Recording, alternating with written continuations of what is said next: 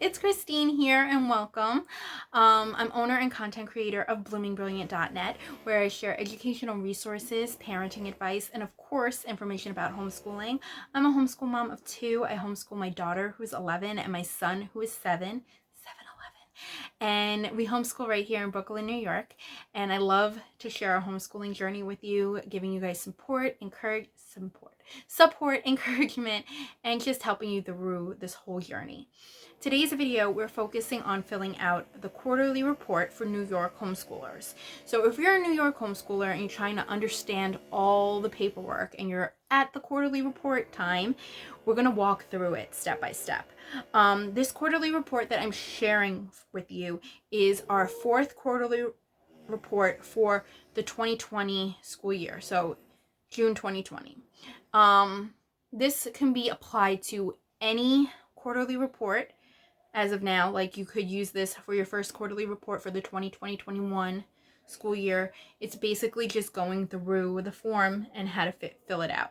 You can do this. If I can do it, you can do it. So let's just jump in and start filling it out together.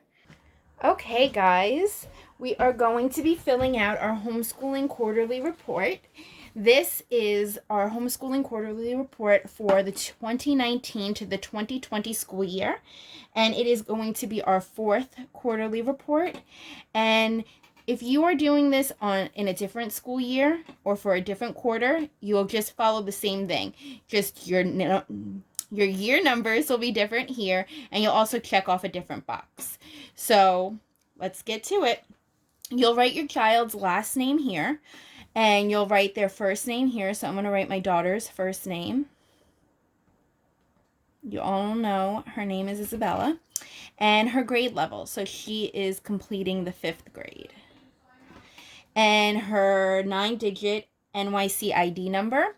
Now, you'll get this on your form when they accepted your IHIP. They sent you a letter, and it'll have the information of the 9-digit NYC ID. Or if your child went to public school, that's on all their forms as well. So you'll have that.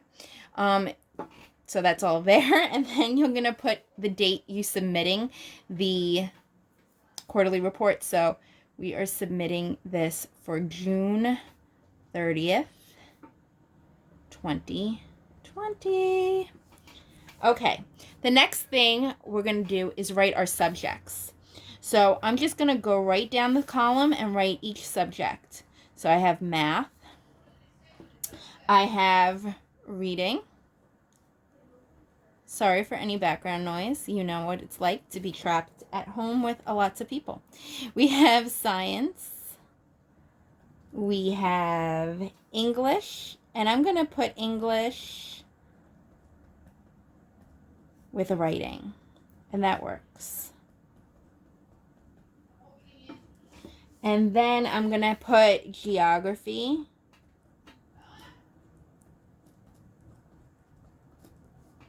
And history.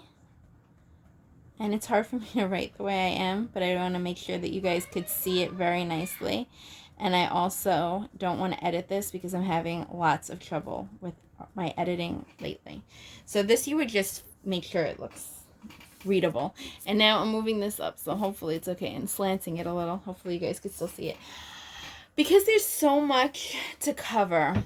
Typically, like on our IHIP, they give us like a million, it feels like a million subjects to cover. So how do we fit it all? We can't, right? So usually I squeeze right here some of the other topics or subjects. But you don't have to do this. It's just up to you. I also sometimes write it on the back, but I'm not sure if they even see it sometimes. They don't ever ask any questions about it, but just in case, I like to make sure that I have everything that we did for the quarter written on there. So those are my subjects. Now we're going to move on to the description material covered. And this is really simple. I know you all are overthinking it and saying, oh my goodness, what do I put there?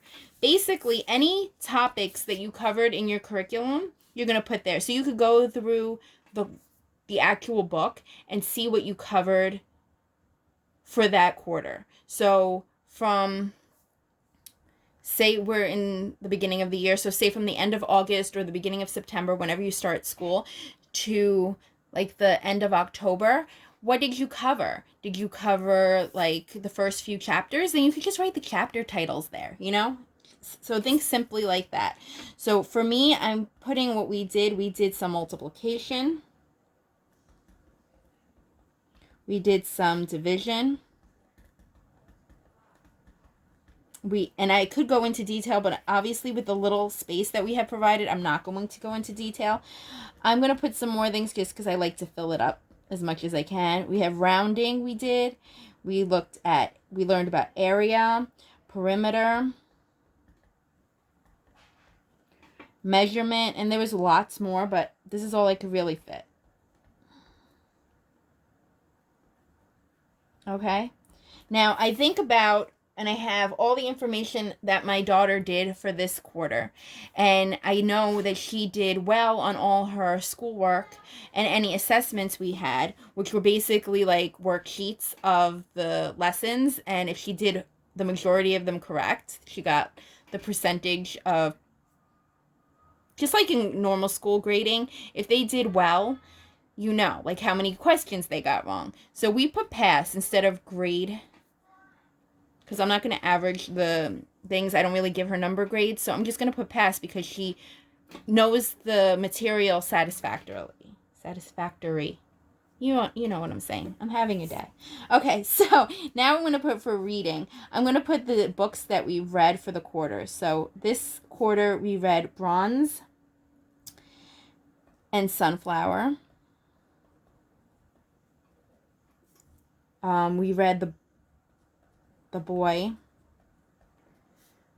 who saved baseball. We read a lot of Roald Dahl we started reading. So I'm going to just put him as an author that we started reading a lot of his books because I started reading it with the little one, and, you know, it goes with her too because she was listening and reading as well. Okay, so she passed this. We did dive into these because these two books were part of the Arrow. So we actually did a lot of studying when it came to these two books in particular. But that's going to go here into the English. It goes for reading, but I feel that reading, English, writing, they all go together. So I just put the books here, and that's fine. So those are the books we read that we focused on. We probably read a lot more books, but the space provided, I cannot, you know, that's all I could give. And I put pass because she can read them, and we did the material, and I know she knows it. The next thing we did is going to be science. So we studied animals. We used Book Shark, and we studied animals. We also did some vet science kits. So I'm going to put vet science because we really did go into great depth with the veterinary science, learning all about that. We learned some stuff in health. So I'm just going to put health. We learned about magnetics and robotics. And these are things that we did all together, so even my little guy can put this. And she did everything that she did here, she understood, and she did well on, so I'm just going to put pass. Now, if there was like an issue, you would just probably revisit it and make sure that they do get up to satisfactory. And you can write that here, whatever you think their evaluation is, if they've met their level of satisfactory. I keep saying that word, and it's just annoying me. So anyway, let me move on to the next thing.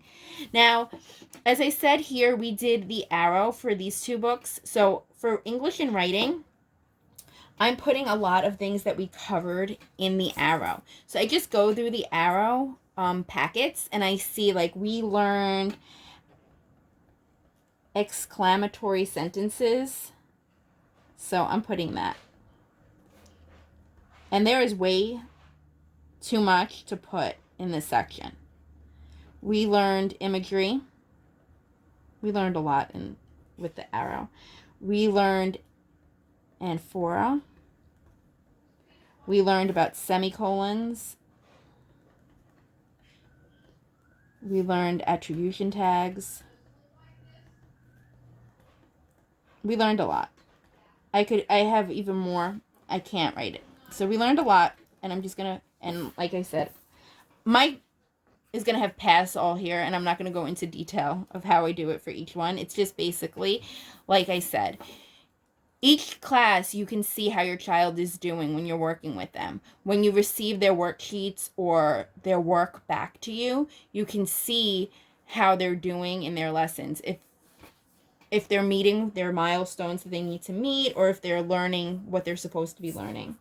For geography, we did some map studies. So these were community, I have here, community and service maps I have. We also we studied certain states. So we have Wisconsin. I'm spelling it wrong. Wisconsin, Wyoming. I'm just trying to do this quick because I have other things to do, and I hear everybody losing. They're trying to put together a robot, so it's exciting. Community service maps, Wisconsin, Wyoming, and Oregon we studied, and she did well. And now we're going to go on to our history. So history, we focused on history/social studies because I ended up smashing the 2 grade levels together. So my son is in 1st grade, my daughter is in 5th grade. So I tried to do as much as possible to get them together and just work on each grade level. It's difficult, but we were able to do it. So we learned U.S. history. So we learned about the USA. We learned about the world a little bit. We were doing little passports. We also did a special book that I think it's my story for, we used for social studies. Sorry, my brain. So I wanted to make sure that I have, like, the titles of, like, the chapters or something. And Native Americans, not Native America. Because I started trying to get my son more into history, so we were reviewing a lot of stuff that my daughter learned in, like, 1st grade and stuff. And I wanted to make sure, like, she reviewed it. It was cool. So anyway, so there's that. Now, for music, we do piano with Soft Mozart. So I'm just going to write we did piano. She learns music notation through that as well, and lots of other musical, other music. And she also started learning the ocarina. Don't ask. It is a instrument, and you could probably find it in The Legend of Zelda. And it is so fun to listen to. If you like listening to people play the recorder, you would love listening to them learn the ocarina. And if you can't sense my sarcasm, I'm sorry. Okay, so for vocabulary, we did words from all our subjects.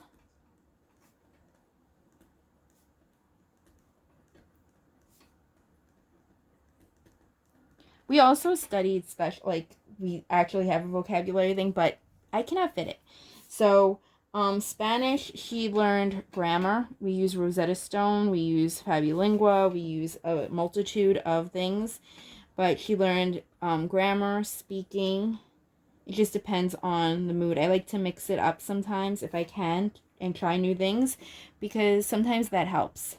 But then I always end up going back to whatever works the best for us. So one thing that we really love is using Rosetta Stone, and so she learns grammar, speaking, writing, reading. The only thing is the speaking. I'd rather, work, have it in a different way sometimes. So I don't know. I like to work with other things. So coding and typing, she likes to do with computers. And this is more of like an interest thing. It's not something mandatory that they need to learn. And I like to add it because that counts towards our homeschool hours. Okay? Okay. Because it does. I say so. It's all learning. It's all school. She's all going to use it. So we learned Frank Lloyd Wright specifically in art as well as other things. But you see how tiny the space they have. So you guys are overthinking it so much, but really there's only so much you can put. And the hours that I calculated for the quarter was 210. Now, see, it says students in grades 1 through 6 should average approximately 225 hours of instruction per quarter. 210, they're not going to send anybody to your house and say you didn't make your complete amount of hours. They will understand that, and so yeah, they're not going to come to your house and say you need to give us a couple more hours. They're okay with this. It's approximately. So you want to make sure you get as close to it as possible, but they're not going to be, in big trouble if you don't make that amount of hours. We do homeschool, like our sit down at the table homeschool, for about 3 hours a day. Some days it's 1 hour. Some days it's 2. Some days it's like the whole day, because we'll be doing fun activities like art or science, and it takes a lot more time. It just depends on the day, but our typical trying to get homeschool done quickly, sitting at the table kind of stuff, again, it takes 2 to 3 hours, and it all adds up. For the whole quarter, for the 3 months of the quarter or so, it all adds up, and you're able to make that time.